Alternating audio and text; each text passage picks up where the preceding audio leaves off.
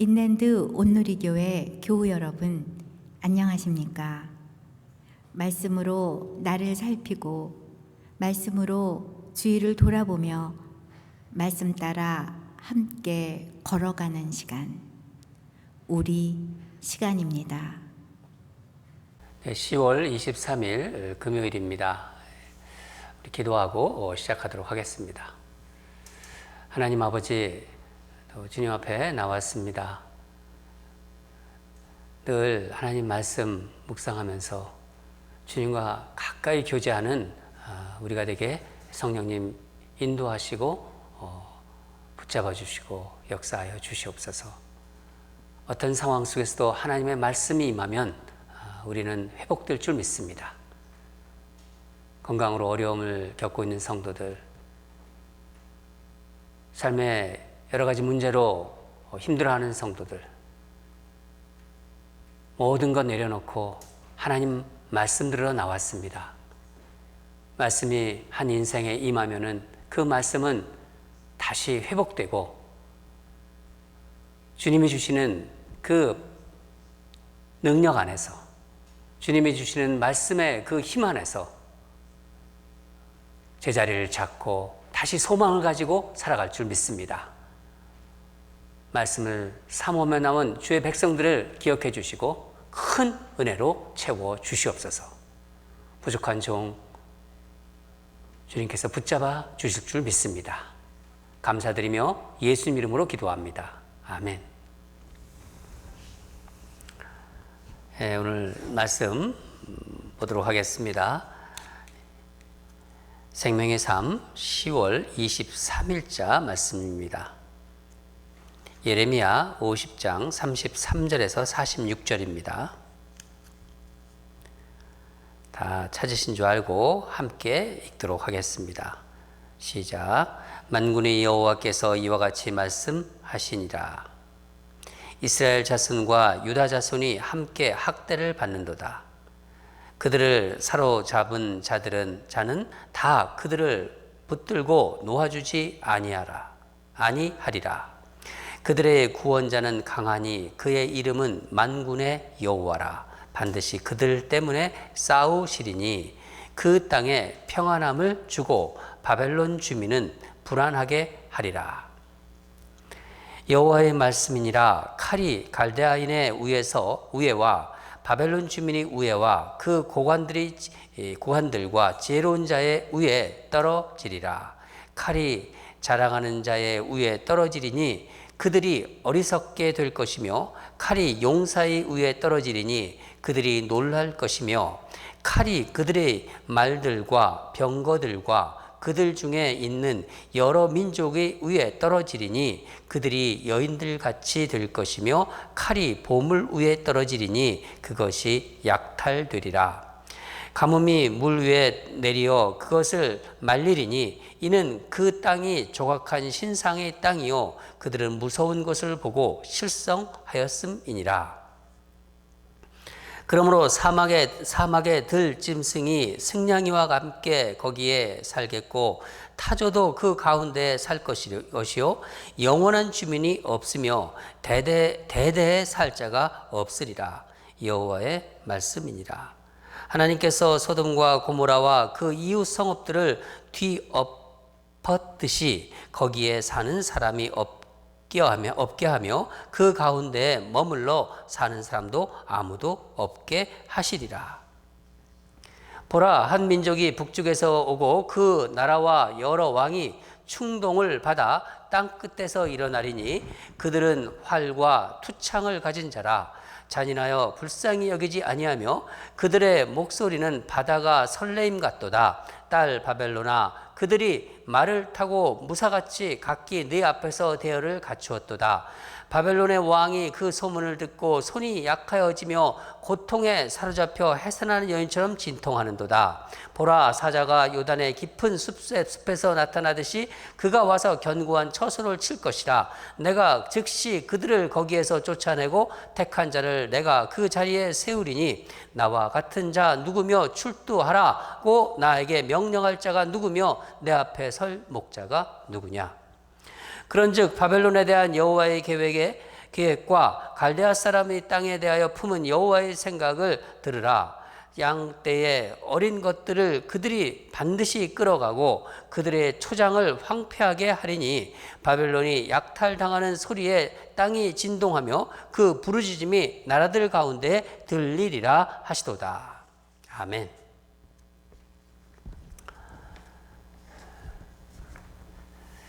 오늘 말씀 제목은 하나님이 심판하시는 세 가지 도구. 하나님께서 심판하시는 세 가지 도구라고 정했습니다. 여러분, 이 세상의 역사가들은 이 바벨론이 아수르를 침략했습니다. 아수르를 점령했죠. 그리고 페르시아가 바벨론을 또 그렇게 했습니다. 헬라가 페르시아를 이렇게 멸망시키는 것을 어떻게 보고 있냐면은 어떤 그런 힘의 그 역학 관계로 해석합니다. 그러나 성경은 이것을 인간이 주도한 것으로 보지 않고 있습니다. 성경은 한 나라가 일어나고 한 나라가 또 사라지고 이런 모든 것을 하나님의 주권적인 역사임을 알려주고 있습니다. 성경은 이 세상에 심판이 있을 거라고 하죠. 예. 그렇습니다. 하나님 말씀에는 이 세상은 분명히 심판이 있을 것이다. 성경이 말하고 있는 것입니다. 성경을 보면요, 하나님이 심판하실 때 대표적으로 전쟁이 일어나고 또 기근, 가뭄이죠. 가뭄이고 또 전염병이 등장합니다. 그 외 여러 가지도 있겠지만은 대표적인 것이 전쟁과 가뭄과 전염병입니다.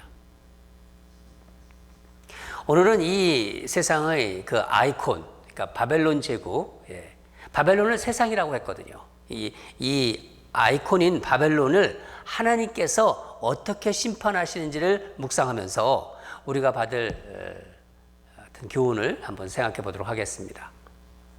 본문에서 보면은 하나님은 당신을 만군의 여호와 그렇게 부르십니다. 그렇게 이렇게 여호와라고 이렇게 말씀하시죠.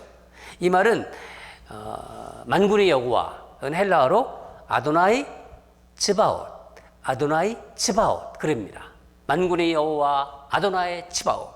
이 츠바옷이란 말은 군대라는 말에서 왔어요. 만군의 여호와는 그러니까 모든 군대보다 더 크고 강한 군대다 하는 그런 의미가 들어가 있는 것입니다. 이 만군의 여호와 하나님이 하나님의 백성들을 위해서 싸우신다는 거예요.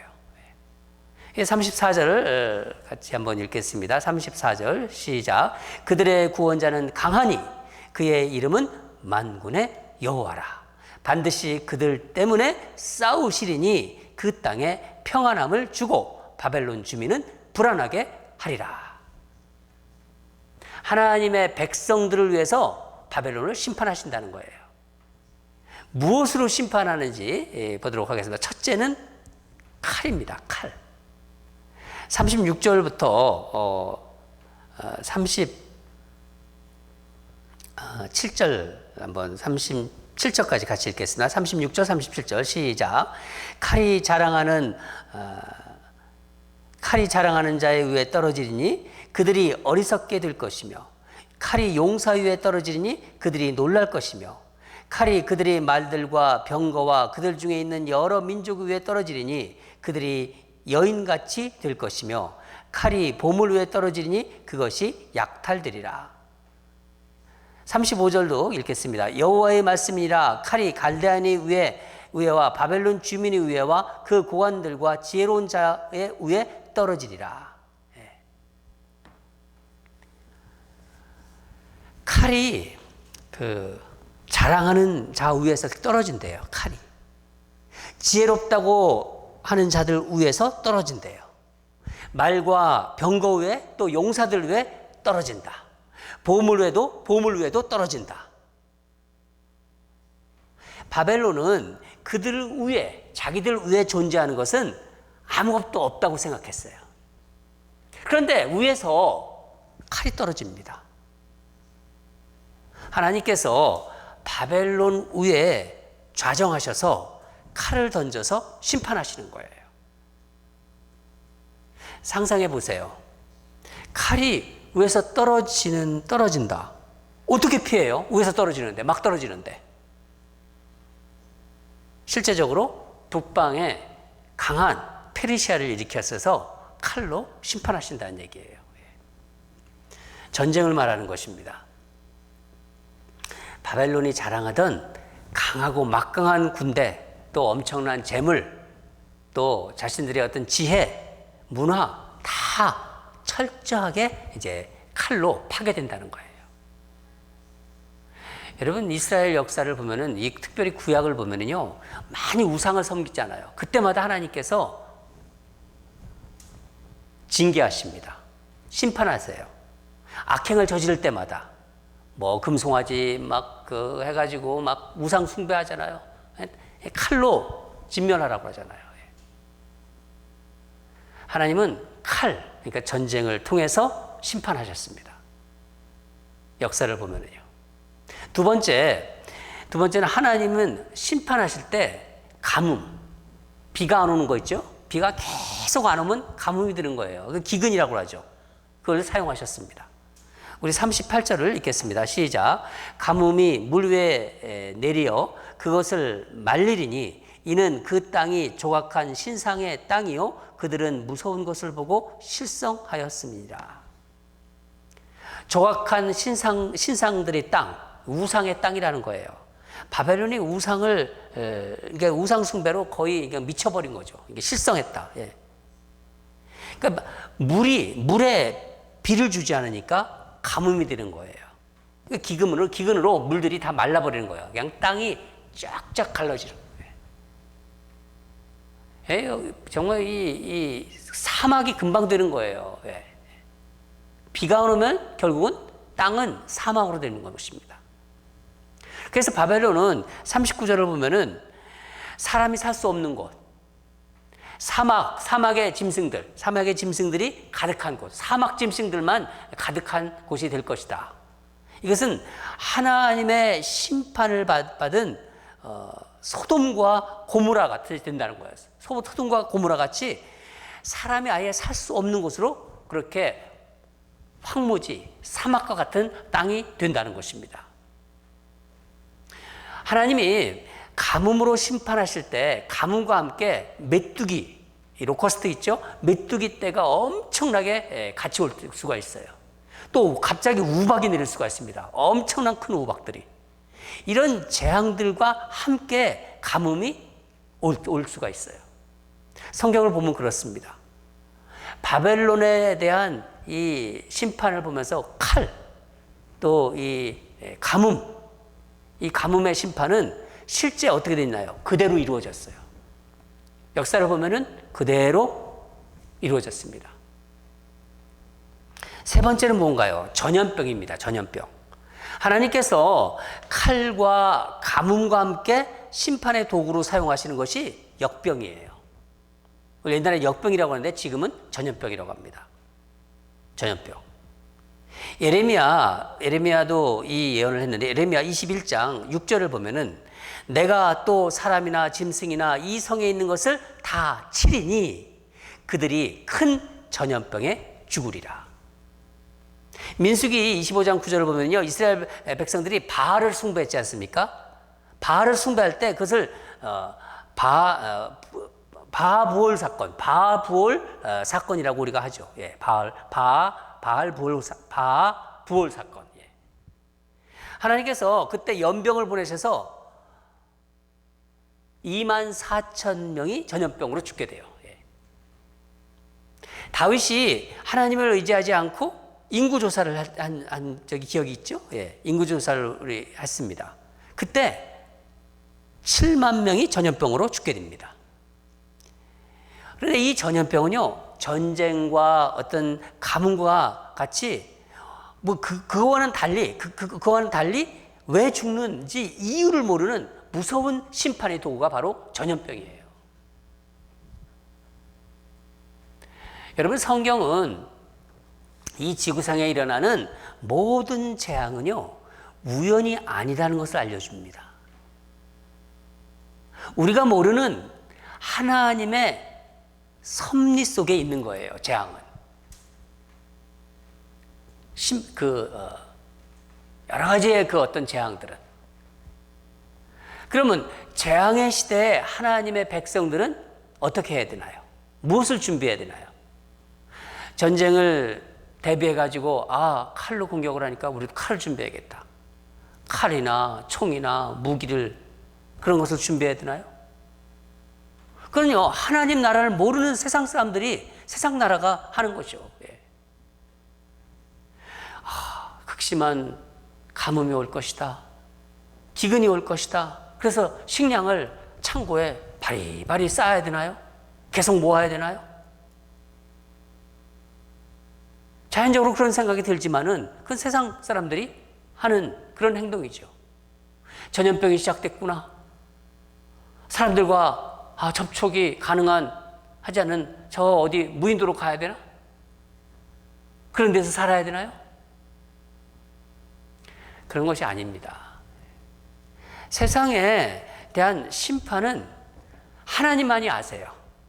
그리고 그 하나님의 주권 아래에 지금 있는 거예요. 우리 하나님을 믿는 백성들은 하나님께서 이 모든 재앙을 지금 허락하셨고 다스리고 있다는 것을 알아야 됩니다. 하나님의 심판은 모든 사람에게 동일한 심판이 아니에요. 어떤 사람에게는 이런 재앙, 이런 심판이, 이런 어떤 것들이 두려움으로 오죠. 사람이 막 죽어가니까 두렵죠. 두려운 심판으로 다가올 것이고, 하나님을 믿는 백성들은요, 하나님이 다 알고 계시고 하나님이 주권 안에 이루어지고 있기 때문에 하나님의 자녀들에게는요, 하나님의 존재가 온 세상에 드러나는 반가운 순간일 수도 있는 거예요. 기다리니까 주여 어서 옵소서, 우리 그러잖아요. 우리 주님을 기다리잖아요. 우리가 주님이 재림하시는 날 반드시 그날이 온다고 성경은 말하고 있습니다.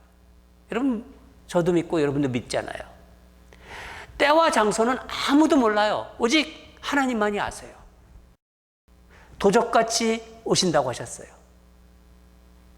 본문을 잠깐 보도록 하겠습니다. 44절을 같이 읽겠습니다. 44절 시작. 보라, 사자가 요단의 깊은 숲에서 나타나듯이 그가 와서 견고한 처소를 칠 것이다. 내가 즉시 그들을 거기에서 쫓아내고 택한 자를 내가 그 자리에 세우리니 나와 같은 자 누구며 출두하라고 나에게 명령할 자가 누구며 내 앞에 설 목자가 누구냐.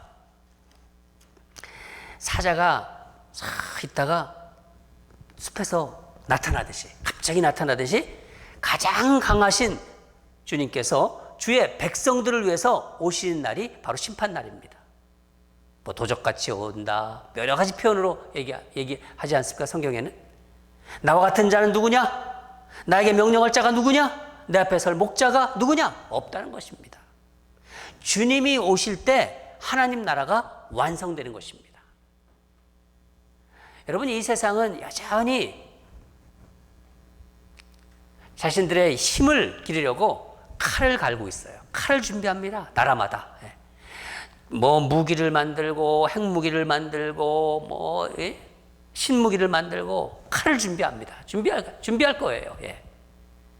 또 심각한 가뭄, 이 기근을 대비해서 자기들만이 또 먹으려고 식량을 쌓고 그럴 것이에요. 또 전염병 같은 걸 대비해서 이제 그 어떤 백신을 막 개발하고 있지 않습니까? 세상이 하는 것입니다. 또 그것이 또 필요할 수도 있어요. 생명은 중요한 것이기 때문에. 그러나 하나님이 심판하시는 날에 인간이 만든 칼과 총과 뭐 이런 무기들이 그렇게 쌓아놓은 또 엄청난 양식, 전염병 백신이 심판을 막을 수가 있나요? 없습니다. 하나님의 백성들은요, 이 환난의 시대에 무엇을 준비해야 되나요?